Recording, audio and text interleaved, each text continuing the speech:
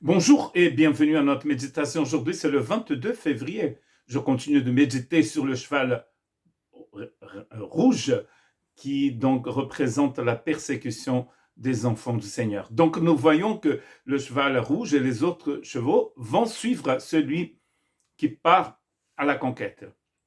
Et nous savons très bien que celui qui peut partir à la conquête, c'est le Christ avec son évangile.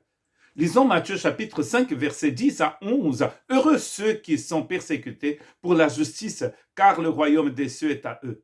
Heureux serez-vous lorsqu'on vous outrage, qu'on vous persécutera et qu'on dira faussement de vous toutes sortes de mal à cause de moi. Jésus n'est pas seulement en train de dire que c'est bien d'être persécuté. Il dit qu'on est heureux quand on est persécuté à cause de lui, à cause de la justice, pour le royaume des cieux. Ceux-là sont heureux, pas parce qu'ils sont persécutés, mais parce qu'ils vont persévérer. La raison même de la persécution, elle vient parce que ces gens persévèrent avec Jésus.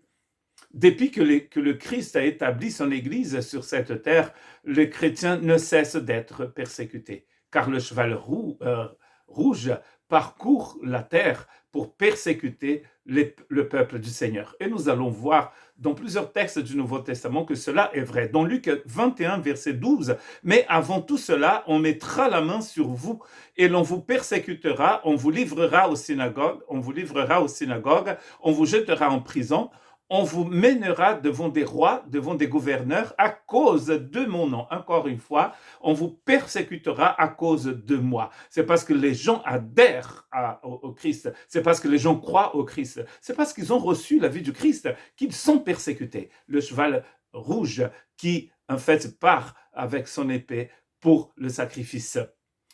Actes chapitre 4, versets 1 à 4. Tandis que Pierre et Jean parlaient au peuple, survint les sacrificateurs, le commandant du temple et les Sadducéens, mécontents de ce qu'il enseignait au peuple et annonçait en la personne de Jésus la résurrection des morts. Donc là, on voit que les pharisiens et les sadducéens qui n'étaient jamais copains, maintenant ils sont ensemble parce qu'ils persécutent en fait les apôtres.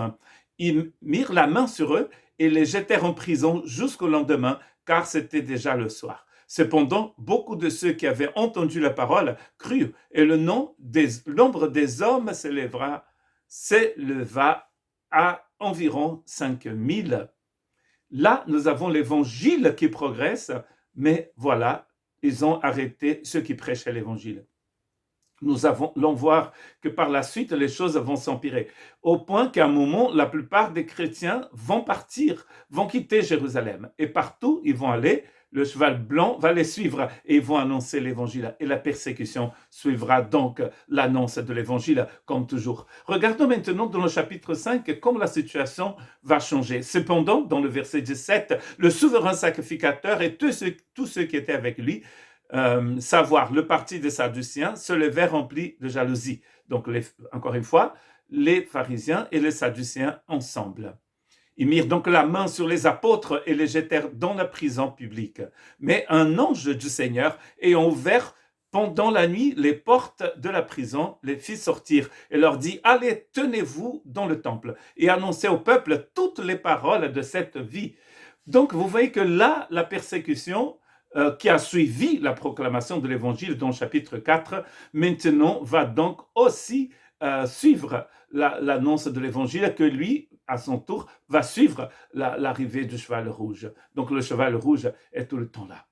Ici en France, nous connaissons bien la nuit de Saint-Barthélemy, j'allais dire Bartholomé, je ne sais plus dans quelle langue je parle.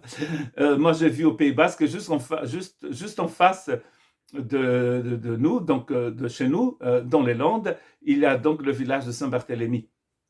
Et la fête de la Saint-Barthélemy, en fait, du village, c'est le même jour de la nuit, bien sûr, où des serviteurs du Seigneur, des disciples du Seigneur ont été massacrés dans ce pays. Donc c'était rigolo parce que nous allions à l'église et nous traversions le village l'année dernière, et on entend sur France Info parler justement de cet anniversaire macabre. Et on n'a pas pu traverser le village parce que c'était sa fête, et donc la route était barrée. Et ça m'a fait penser donc à ces frères et sœurs qui ont été massacrés ici en France parce qu'ils servaient le Seigneur, parce qu'ils connaissaient le Seigneur. Et Jésus dit bien dans le texte que c'est d'abord, ici, c'est la synagogue qui persécute les enfants du Seigneur. Et à la nuit de Saint-Barthélemy aussi, c'était la synagogue, l'assemblée, c'était la religion qui persécutait les enfants du Seigneur.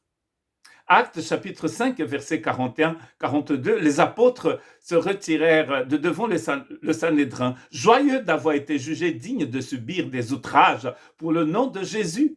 Et chaque jour, dans le temple et dans les maisons, ils ne cessaient d'enseigner et d'annoncer la bonne nouvelle de Jésus. Vous voyez comment la persécution maintenant est suivie par le cheval blanc qui à son tour va être suivi par la persécution. Dans Matthieu 10, 34, pour finir cette méditation, Jésus dit « Ne croyez pas que je sois venu apporter la paix sur la terre. Je ne suis pas venu apporter la paix, mais la Makaria, l'épée du sacrifice, le couteau du sacrifice. » Donc Jésus prêche, la persécution arrive, le cheval blanc continue d'aller de l'avant et l'évangile est proclamé et la persécution arrive et l'évangile est proclamé et ça sera comme ça jusqu'à la fin des temps. Mais nous pouvons persévérer dans la foi en sachant que nous avons en Jésus la vie éternelle. Et si nous ne sommes pas en Jésus, nous avons la mort. Le salaire du péché, c'est la mort. Les serviteurs du Seigneur qui sont persécutés et qui persévèrent, ils persévèrent parce qu'ils savent qu'en Christ, ils ont la vie éternelle. Que Dieu vous bénisse.